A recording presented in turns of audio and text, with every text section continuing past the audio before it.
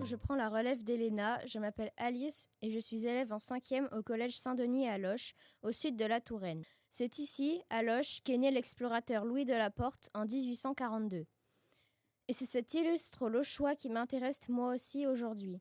Les expéditions auxquelles il a participé l'ont emmené jusqu'au site d'Angkor au Cambodge, un lieu mythique dont l'étude et la connaissance deviendront l'objectif de sa vie.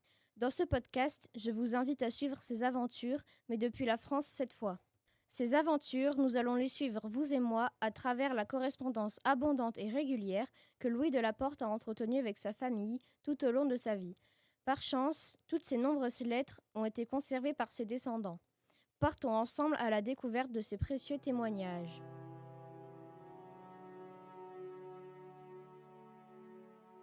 Aujourd'hui, je vais vous parler du rôle qu'a joué Madame Hélène de la Porte, l'épouse de Louis, car sans elle, cette exposition n'aurait peut-être même pas vu le jour. Mais qui est donc cette jeune femme qui, dans la deuxième moitié du XIXe siècle, est assez intrépide pour embrasser la cause d'un explorateur moins fortuné qu'elle? Regardons d'abord sa photo de mariage.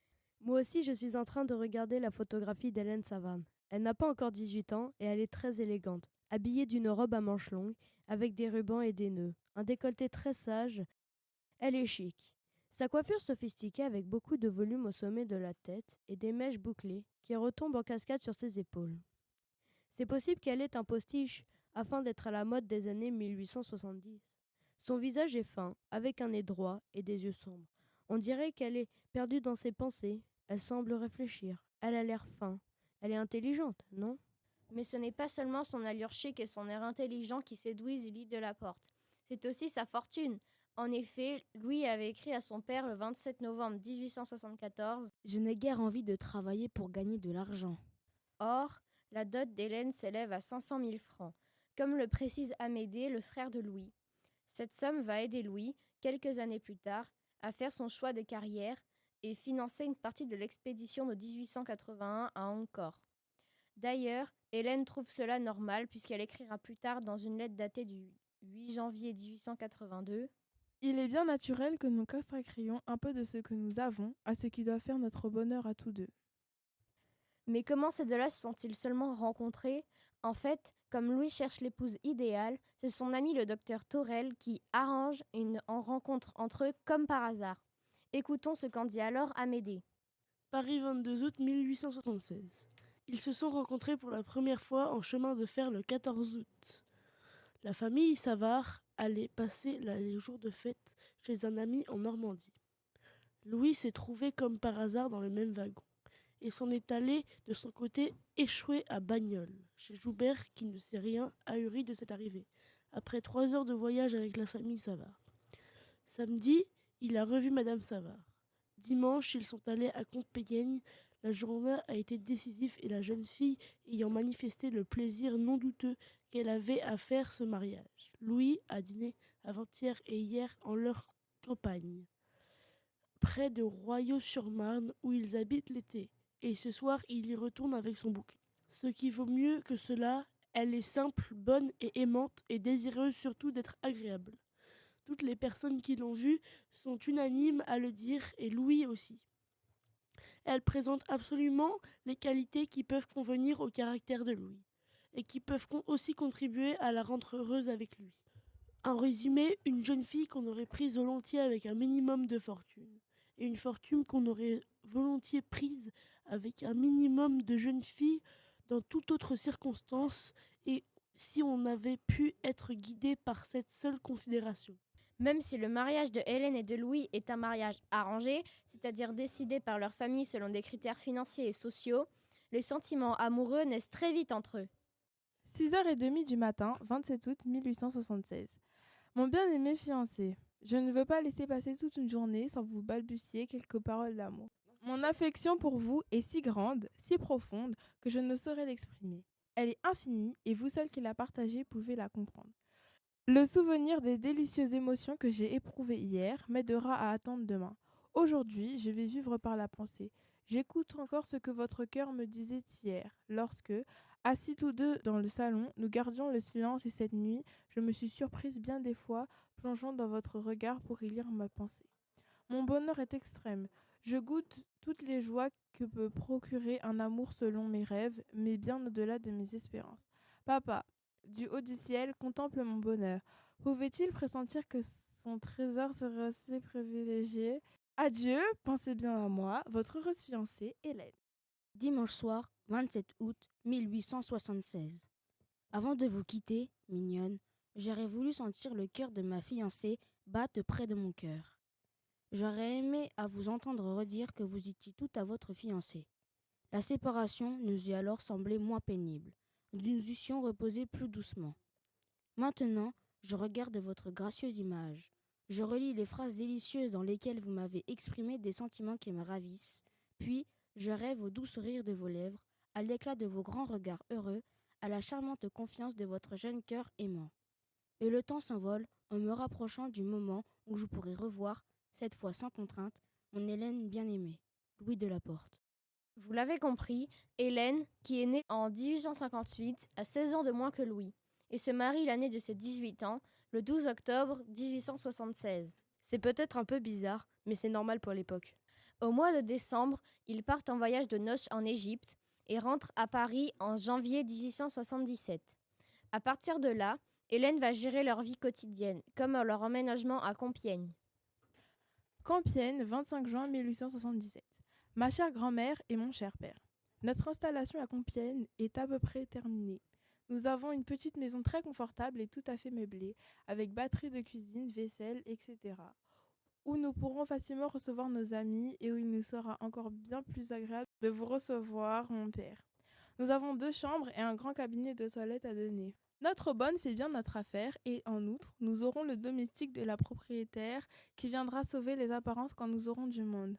En somme, nous sommes très bien installés et je tiendrai à ce que Louis travaille beaucoup. Il dessine en ce moment. Moi, je m'occuperai de toutes les façons. Je ne suis pas mécontente de moi quant à ce qui regarde ma maison, mais il me manque quelques recettes. Louis est un peu difficile pour la nourriture et puis je crois qu'il juge avec partialité la cuisine de sa grand-mère et de sa femme. Au revoir mes chers parents, portez-vous bien et soyez sûrs que notre pensée est souvent avec vous. Nous faisons des vœux pour la santé de Jean et nous lui envoyons nos amitiés. Votre fille, Hélène. Et puis, le couple va bientôt avoir 3 enfants, dont Hélène s'occupe, aidée par la nourrice. Louis Armand naît en 1879, Marguerite en 1880 et Blanche en 1883. Louis, qui appelle Hélène « ma chère petite femme », est inquiet de la santé de son épouse et souhaite qu'elle ne se fatigue pas trop. Mais Hélène, comme elle le dit, veille à ce que Louis puisse travailler, et seulement travailler, sans avoir à se soucier de rien d'autre. Aussi, dès que le besoin va se faire sentir, elle va ajouter à son rôle d'épouse mécène et d'épouse intendante à celui d'épouse collaboratrice. Mercredi 24 septembre 1879. Ma chère grand-mère, pardonnez-moi si je suis un peu rare ces jours-ci. Louis, ou plutôt son livre, absorbe tous mes instants. Je délaisse tout, ma famille, ma maison, mon bébé, même pour ne m'occuper que de l'arc-mère. Plus nous travaillons, plus le livre sera intéressant, plus il se vendra, plus lui sera connu, plus il sera content et avec lui ses parents et sa femme. Nous ne bougeons pas de chez nous. Nous sommes devant notre table depuis le matin jusqu'au soir. Lui corrige ce que je fais, le reste du temps, il dessine ou s'occupe de l'Autriche. Cette vie ne nous déplaît ni à l'un ni à l'autre. Pourvu que la santé de Louis n'en soit pas ébranlée, c'est tout ce que je demande. Pendant ce temps, le petit respire au parc Monceau, assis, comme à Loches, sur un tapis que la nourrice emporte. Il regarde, paraît-il, pleurer les autres bébés. Il s'amuse beaucoup de voir jouer les grands. Il aime toujours passionnément son papa, ce dont sa maman n'est pas jalouse. Je devine aussi qu'il pense beaucoup à sa vieille grand-mère et à son grand-père, qui s'occupaient tant de lui, mais il ne peut pas encore le dire. Au revoir ma chère grand-mère, mes 10 minutes de récréation sont écoulées. Je retourne en classe en vous embrassant ainsi que mon père, Hélène. En 1879, Hélène annonce déjà bien qu'elle fait le travail de Louis sa priorité. Elle devient alors son bras droit. Si Louis a déjà de nombreux collaborateurs, Hélène prend quand même une grande part dans les recherches de son époux. En 1877, elle avait déjà collaboré à la rédaction du catalogue des pièces au musée de Compiègne. En 1878, elle s'occupait de rassembler des notes pour les annexes du voyage au Cambodge. Et ce n'est que le début.